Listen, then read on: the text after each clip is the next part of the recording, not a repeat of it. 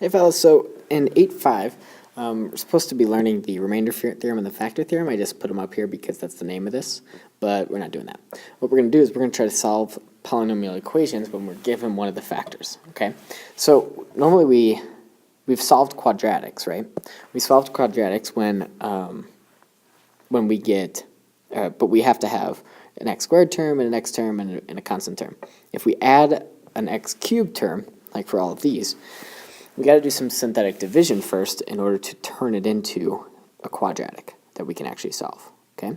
So I'll show you what that's going to look like. Somehow I don't have enough space here, so I'll try to cram this in for number one. Okay, so what we're going to do is, to solve this equation with the indicated root, we've got our equation, and I'm going to tell you this is for sure a root of this equation, so an answer to this equation, which means if you use synthetic division with this number, then that's going to tell you basically how to begin to factor this thing and what you're going to end up with. So let me show you how that works. So let's do our synthetic division. 1/3 is a root. Okay, so we've got 3, -1, -18, 6. Right there. Got our remainder. Now, since it's an indicated root, we know our remainder here should end up being 0. So if it doesn't come out that way, then we mess something up. All right, so bring down the 3, multiply 0, 0, -18, 6. Oops, sorry, -6, and 0. Okay, so translate this back into the equation. All right, basically what we just did is we just factored out an x minus 1/3. Okay, so we factored out an x minus 1/3 in this, and what we're left with is 3x squared, right? 3x squared plus 0x minus 18. So 3x squared minus 18.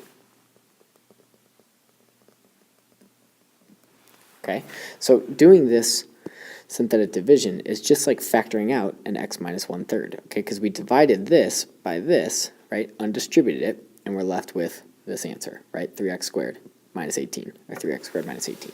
All right, so now we could just solve for all these roots.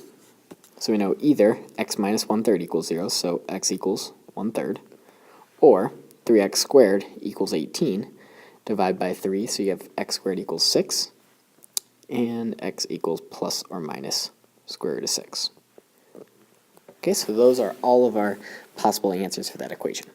All right, a couple more examples just to show you some more of how we're going to do this. Okay, so the second one, all right, our indicated root is -1/2, or sorry, -1, -1. We're going to do synthetic division here. 1, -2, -1, 2. Remainder should come out to be 0. All right, pull down the 1, multiply by -1 to get -1. Add them up to get -3, multiply by -1 to get +3. Add them up to get 2, -2, and 0. Okay, so this is 1x squared minus 3x plus 2. Okay, so we just factored out x plus 1, right?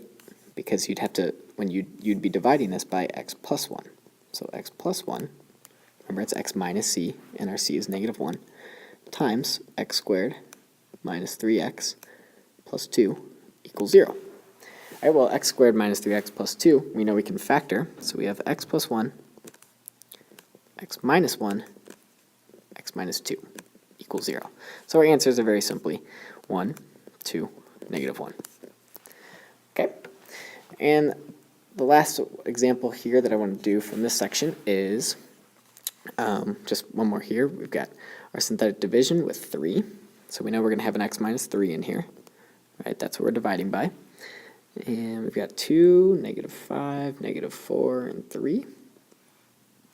All right, remainder box, and start adding.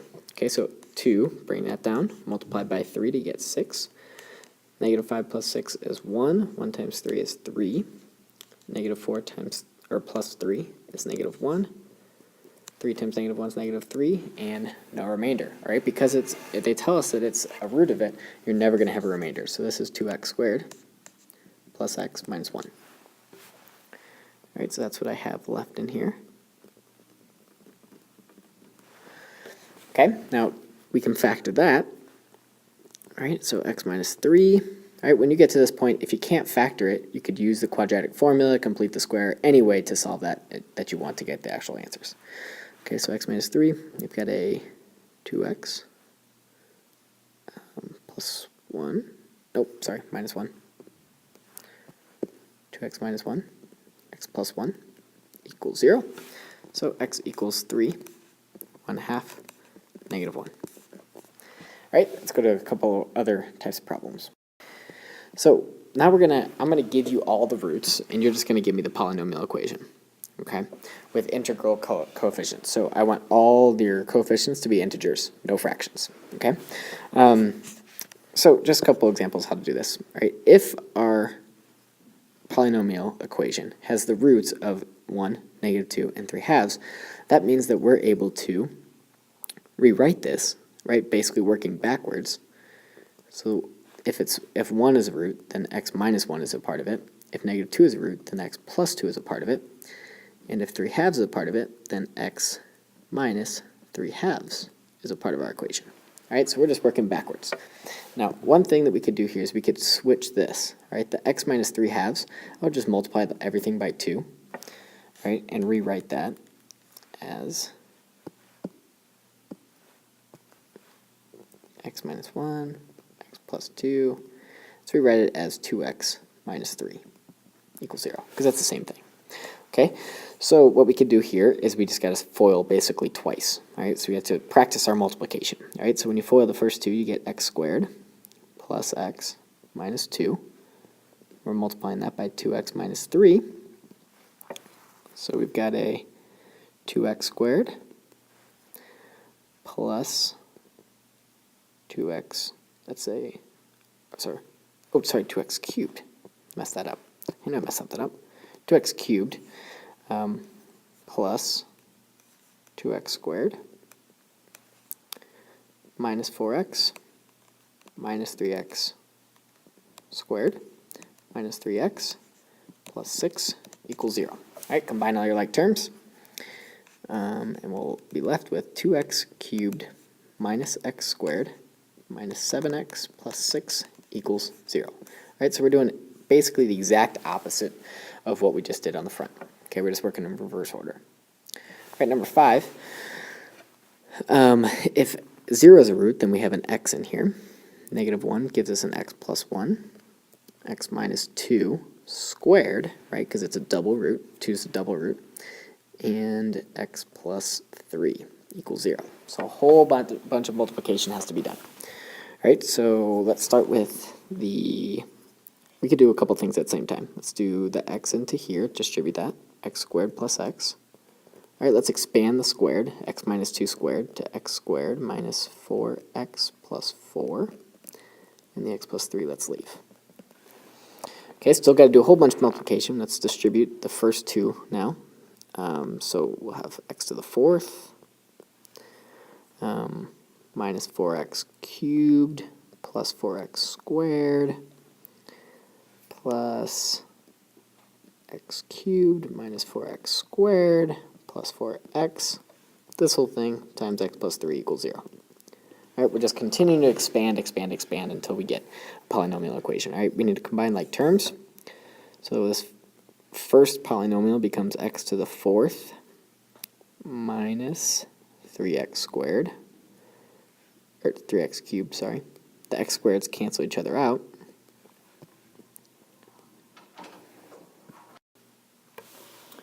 You have your plus 4x. Well, that should be a plus 4x. And you're multiplying by x plus 3 equals 0. I don't know why I can't throw out 3's today. Okay, so we'll do one more multiplication here. This is a good review from like chapter 3 or whatever this was. X to the 5th minus 3x to the 4th plus 4x squared plus 3x to the 4th minus 9x cubed plus 12x equals 0. Combine like terms one more time. You got x to the 5th, 3x to the 4th cancel out, minus 5x, oh, sorry, that's not right, minus 9x cubed plus 4x squared plus 12x equals 0. So that's the polynomial equation that we could eventually break down to get that answer that's in the problem. Okay, one last one just with i's, a little bit simpler, but I wanted to show you just one with i's. Okay, so we'll have x plus 2, x plus I, x minus I. Okay, so with the i's, luckily, we're going to have a lot of stuff cancel out. A lot of i's cancel out. So let's do the x plus I times x minus I first. Right? I would suggest you do this when you see a difference of two squares. Right? X plus I, x minus I. It's going to give you a difference of two squares. So let's leave the x plus 2 for now. And this is an x squared plus ix minus ix, convenient, minus I squared equals 0. All right? So those go away. And this becomes a positive 1. Right? Because I squared is negative 1. So we have x plus 2 times x squared plus 1 equals 0. All right, now you could do this multiplication. X cubed plus 2x squared. 2x squared plus x plus 3 equals 0. And that's the final answer. So that's it for section 5.